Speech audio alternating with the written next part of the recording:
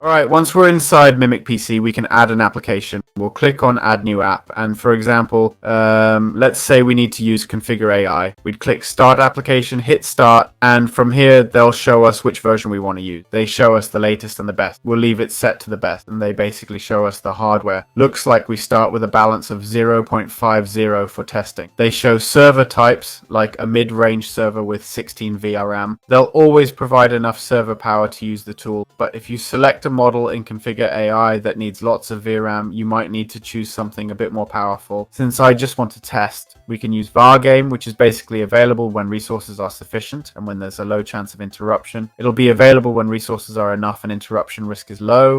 Well, it has a low probability of being interrupted. Basically, we won't have priority. Right now it shows 2 hours of available time, as we have a balance of 50 cents. Here we'll be setting up the runtime, which is the time limit we want to use. I can spend a maximum of 25 cents, so I'll set it to 1 hour and 0 minutes. We also have other options like auto extend, auto stop, reminders, and more. Once we're ready, we click Create and Start, then Proceed. Here they provide us with various pieces of information. Note that HP1 operates with limited resources in case it crashes or such. So we click on Proceed.